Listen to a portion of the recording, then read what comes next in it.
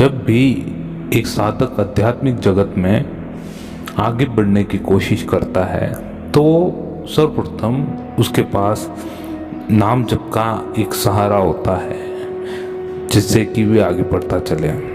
अब देखिए, इस नाम जप में वे निरंतरता से और किस प्रकार से इसको करा जाए, यानी नाम जप कैसे किया जाए कि उसको इस मार्ग में बहुत ही उन्नति मिलती रहे और चित्त शुद्धि बहुत ही गजब की हो जाए उसकी। अर्थात कहने का तात्पर्य ये है कि उसके भीतर मन में, बुद्धि में कुछ ऐसे विचार ना आए जिससे कि वे इस मार्ग से भटके। उसके लिए क्या करना पड़ेगा कि नाम जप कैसे करें। सर्वप्रथम ये मान के चले, देखिए नाम जप 3 माध्यम दे रखे हैं। आप जहाँ भी जाएंगे, किसी भी मार्ग में जाएंगे तो आपको यही मिलेगा कि नाम जप के 3 मार्ग मिले हुए हैं। अर्थात एक होता है वाचिक, अर्थात वाचिक जाप, दूसरा होता है उपांशु और तीसरा होता है मानसिक जाप। देखिए, सर्वप्रथम साधक को मानसिक जाप कभी भी नहीं करना चाहिए। मानसिक जाप में ऐसी स्थिति होती है कि जब भी साधक आप शुरुआती दौर में कर रहे हैं और आप बैठ गए आंख बंद करके एक स्थान पे, तो आप लगभग 1 मिनट तक बैठे रहेंगे। फिर आपकी बुद्धि आपको वहाँ यानी टिका के नहीं रखेगी, आपको एक दिशा में। आपके मन में विचार बहुत उत्पन्न होंगे, उफान मारेंगे, एक ज्वालामुखी का विस्फोट उत्पन्न हो जाएगा अगर आप उसको एक जगह पर ठहराने की कोशिश करते उस नाम जप पे। तो ऐसा संभव नहीं हो पाता। उसके लिए क्या किया जाए कि उसके लिए सर्वप्रथम इस मन को, इस चित्त को एक जगह लगाए रखने के लिए, इसकी शुद्धि करने के लिए सर्वप्रथम वाचिक जाप किया जाता है। वाचिक जाप के माध्यम से इसका एक वैज्ञानिक तथ्य ये भी है कि जब आप, वाचिक का मतलब हो गया कि बोलकर, कैसे, जैसे कि आप राम नाम का नाम ले रहे हैं, जप कर रहे हैं, जैसे राम राम राम राम, ऐसे। इसका ये होता है, वैज्ञानिक तथ्य ये माना गया है कि जब भी आप कोई नाम लेते हैं, किसी चीज़ को पर्टिकुलर नाम लेके उसको बुलाते हैं, तो क्या होता है कि वे ध्वनि आपके कानों में जाती है, कानों के माध्यम में सीधा आपके मस्तिष्क में जाती है। मस्तिष्क में जाने के पश्चात वे आपको एक डायग्राम बना के दे देती है तुरंत उसका, है ना। तो वो आपको दृश्य दिखाई देता है आपके विचारों के अंदर, आपके मन के अंदर। जैसे कि आप राम राम बोल रहे हैं तो आपके वो आवाज़ कानों में गई और दिमाग में गई, दिमाग में राम का एक चित्र बन के आपके सामने प्रस्तुत हो गया। ये केवल 1 सेकंड से भी कम समय में हो जाता है, 1 सेकंड से भी कम समय में। इसलिए उस चीज़ की ओर आपको लगातार इंगित करने के लिए उसका निरंतरता से नाम लिया जाता है, यानी वाचिक जाप जपा जाता है। इसको लगातार करना चाहिए, लगभग इसको कम से कम थोड़ा लंबा समय देना चाहिए। कोई 10 दिन देता है, कोई महीना पर देता है, किसी को 2 महीने लगते हैं, 3 महीने देता है। इसके उपरांत क्या होता है, अगर आपके पास प्रगति अच्छी हो रही है आध्यात्म जगत में, तो क्या होता है, इसके पश्चात आप उपांशु पाते हैं। धीरे धीरे आप वे स्वतः ही आ जाते हैं।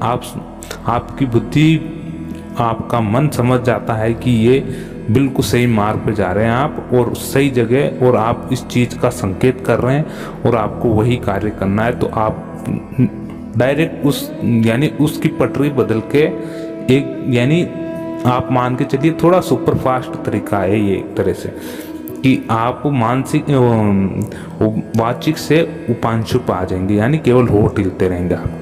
फिर आपको आपके भीतर चलता रहेगा। अब बाहर चल रहा था जो आपके बाहरी रूप से वातावरण को सकारात्मक भी कर रहा था, भीतर से भी कर रहा था, लेकिन ये भीतर से ही शुद्धि करेगा निरंतरता से। आपके मुख पर ही चलता रहेगा, मुख पर चलता रहेगा निरंतरता से। इसमें भी आपको थोड़ा समय लगेगा, थोड़ा सा ही लगेगा, मगर ज़्यादा नहीं लगेगा, क्योंकि आपने जो चित्त को शुद्ध किया है वो अब थोड़ा और कम समय लगाएगा आपका ध्यान एकदम सही दिशा में जाने की। उपांशु में थोड़ा कम समय लगता है और बिल्कुल तन्मयता आती है मानसिक जाप में, अर्थात प्राण जाप, जो आपके प्राण में बसा हुआ रहता है। उसमें बिल्कुल ही आप मान के चलें, मानसिक जाप में आपके रोम रोम से उस प्रभु का नाम का जप होता है निरंतरता से। इसको इसी प्रकार से किया जाएगा और इसी प्रकार से करना उत्तम रहता है, क्योंकि काफ़ी सारे साधक थोड़ी सी गलती कर देते हैं कि वे देखते नाम जप करते हैं तो क्या माध्यम चुना जाए। वे हाथ में माला ले लेते हैं और निरंतरता से शुरुआत कर देते हैं। वे मन ही मन करते हैं। मन ही मन करना उत्तम है, उसमें गलत नहीं है, लेकिन जब भी आपको समय मिले आप एक जगह बैठे, सर्वप्रथम आप वाचिक जाप करें, उपांशु पे आए, फिर मानसिक जाप करें। अगर आप निरंतरता से इसका अभ्यास करते जाएंगे तो क्या होगा कि आप शुरुआती दौर पे एक समय सारणी बना लें। उसके लिए करना है तो कि आप ऐसा मान के चले कि 10 दिन आपको वाचिक जाप करना है, फिर उसके पश्चात 5 दिन उपांशु करना है, फिर अपने आप ही आप मानसिक पर आ जाएंगे। इसका प्रोसेस यही है और बहुत ही सरल है ये मार्ग, बिल्कुल सरल मार्ग है। अब इसके उपरांत देखिए, जब आप मानसिक जाप पर आ जाएंगे तो आप में काफ़ी सारे बदलाव होने लग जाएंगे, स्वतः ही बदलाव होने लगे। अब उस बदलाव को आप जब स्वयं अनुभव करेंगे तो आपको ऐसा लगेगा कि सचमुच कुछ ऐसा बदलाव हुआ है जिंदगी में जो मेरे, यानी जब मेरे पैदा होने के पश्चात जब समझ में आने लगा, कोई इस माया, इस संसार जगत का कुछ समझ में आने लगा, उसके उपरांत मैंने कुछ बहुत ही अलग सा महसूस किया है, कुछ अलग सा अचीवमेंट किया एक तरह से स्वयं के लिए, वो भी स्वयं के लिए, किसी और के लिए, किसी और की खुशी के लिए नहीं। ये आपने स्वयं के लिए एक बहुत ही बड़ा प्रयास किया है, बहुत ही सफल प्रयास किया है कि आपने किसी चीज पर नियंत्रण पाके उसको सही दिशा में बार बार अभ्यास के माध्यम में लाके और बिल्कुल सही दिशा में। इस समय आपको आपकी बुद्धि सही संकेत देती है, सकारात्मक विचारों का प्रभाव होता रहता है। बुद्धि हर प्रकार का जो विचार लाती है वे हर प्रकार या प्रभु से जुड़ा होता है या फिर लोक कल्याण के मात्र में ही, हित में ही जुड़ा रहता है, लोक कल्याण हित में ही। इस प्रकार का आपका व्यवहार हो जाएगा, चरित्र में बहुत ही बड़ा सुधार हो जाएगा। मौन की स्थिति में रहना ज़्यादा पसंद करेंगे और भी इसके काफ़ी सारे लाभ है जो आप स्वयं अनुभव के द्वारा इसको महसूस करें। और इसके अलावा कोई सरल मार्ग नहीं है। आप जितना हो सके निरंतरता से इस चीज़ का अभ्यास करें, क्योंकि ग्रस्त जीवन में केवल अभ्यास के अलावा और कुछ नहीं, निरंतरता से इसका अभ्यास होना जरूरी है।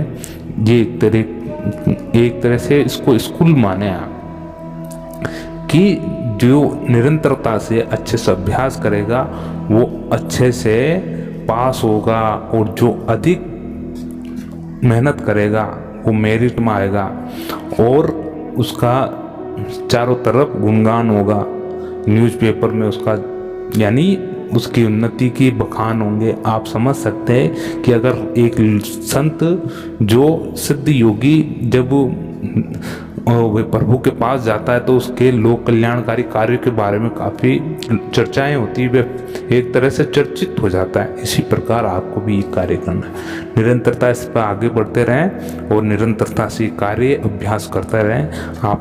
आपका जीवन बहुत ही अच्छा, आपके जीवन में बहुत ही अच्छे सुधार होने वाले हैं। आज के लिए बस इतना ही, तब तक के लिए जय श्री राम। ओम नमो भगवते वासुदेवाय।